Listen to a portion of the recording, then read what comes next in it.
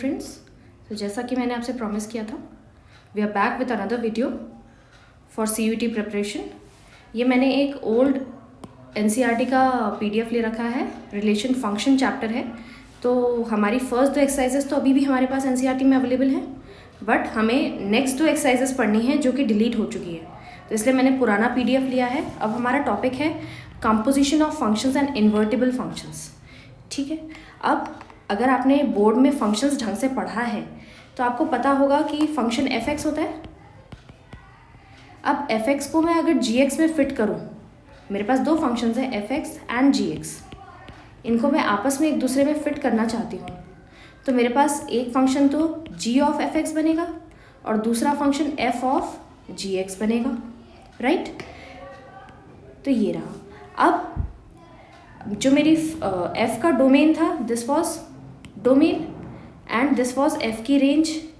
अब ये जो f की रेंज है दैट इज माय g का डोमेन एंड g का रेंज बनेगा g ऑफ f(x).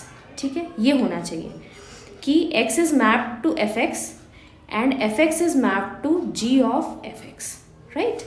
यहाँ पे आपके पास एग्जाम्पल्स हैं, आप एग्जाम्पल रेफर कर सकते हैं। जैसे f का जो this is range of f and domain of f g। ठीक है, ये 2 चीज़ें हैं आपके पास। अब GOF FOG के बराबर नहीं होता। एग्जाम्पल ले लेते हैं एक, let us consider an example. मान लीजिए g(x) is √x and f(x) is x+1। तो g ऑफ f क्या हो जाएगा? g of f(x) will be, g क्या है आपका? अंडर रूट के अंदर f(x) क्या था? x+1, तो ये हो जाएगा √x+1, राइट। लेकिन अगर आप f ऑफ g बनाएंगे तो ये क्या है?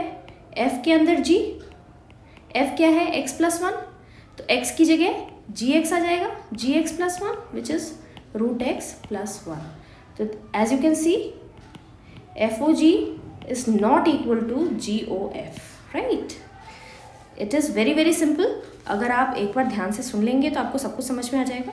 नेक्स्ट एग्जाम्पल देखिए, GOF है आपके पास, gx ये दिया हुआ है आपको और f(x) आपको ये दिया हुआ है। तो g में जहाँ जहाँ x था वहाँ वहाँ आपने f(x) पुट किया है और इसको सॉर्ट आउट किया है, तो आपको ये मिल गया। अब जब x आ जाता है, x का क्या मतलब है? ये, विच इम्प्लाइज दिस। ठीक है, कि g ऑफ f तो आपका IB है, identity of B, and f of g आपका IA है, मतलब आइडेंटिटी ऑफ A। अगर आप आइडेंटिटी भूल गए हैं तो मैं आपको याद दिला देती हूँ, f(x) is equal to x आपका आइडेंटिटी फंक्शन होता था दोस्तों। ठीक है, नेक्स्ट आ जाइए। 1 1 on 2 तो आपको खुद ही याद करना पड़ेगा फ्रेंड्स, क्योंकि हम सिर्फ डिलीटेड पोर्शन डिस्कस कर रहे हैं।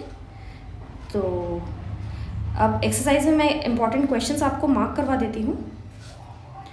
जैसे कुछ चीज़ें आपको पढ़नी पड़ेंगी, like example 23 is very important. अब जब हम इन्वर्टिबल की बात करते हैं यहाँ पे, तो व्हाट डज इन्वर्टिबल मीन? कि अगर किसी फंक्शन में g of f is equal to identity function of x and f of g is equal to identity function of y, then g जो है वो f का इन्वर्स होगा। उसके लिए f को 1 1 on 2 होना ज़रूरी है। अगर कोई फंक्शन 1 1 on 2 है तो ही उसका इन्वर्स एग्जिस्ट करेगा।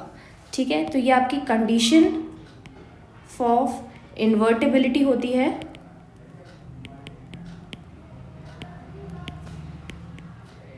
कि फंक्शन को 1 1 होना चाहिए और on 2 होना चाहिए। ठीक है, चलिए अब आगे बढ़ते हैं। जैसे अब इसमें एक ये और चीज़ दी हुई है, ये आपके MCQ में आ सकता है, तो प्लीज़ बस ये याद रख लीजिएगा।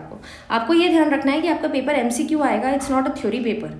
तो you need to increase your speed rather than your writing, right. अब जैसे एक्सरसाइज में आपको ये वाला क्वेश्चन कर लेना है, ये वाला क्वेश्चन कर लेना है, ये वाला कर लेना है, ये सारे क्वेश्चन आपके MCQ फॉर्म में बनते हैं। और MCQ तो ऑफ कोर्स आपको कर लेने चाहिए जो आपके एमसीक्यू फॉर्म में बनते हैं, ठीक है। शो दैट वाले क्वेश्चंस मैंने नहीं टिक किए हैं, तो आपको शो दैट वाले नहीं करने। एक ये चीज़ आप वैसे ही याद कर लीजिए, ये भी एक इम्पॉर्टेंट पॉइंट है कि किसी भी फंक्शन का inverse is the function itself, ठीक है। अब आ जाइए बाइनरी ऑपरेशन पे, जो आपकी 4th एक्सरसाइज होती है। Binary operation is like this, हम ऐसे डिनोट करते हैं, this is the general symbolization of binary function. ये बाइनरी इसलिए होता है क्योंकि ये ऑर्डर्ड पेयर के फॉर्म में होता है और इसको हम एक सिंगल एलिमेंट से पेयर करते हैं। तो this is your binary system and this is your single, ठीक है। अब इसके अलग अलग फंक्शन बना सकते हैं हम। जैसे मैंने बोला कि मैंने ए बी मैप किया है टू a + b, तो अगर ए बी मेरा 2,3 है तो it is a binary system जिसको मैं 5 पे मैप कर रही हूँ, है ना। 2 + 3 =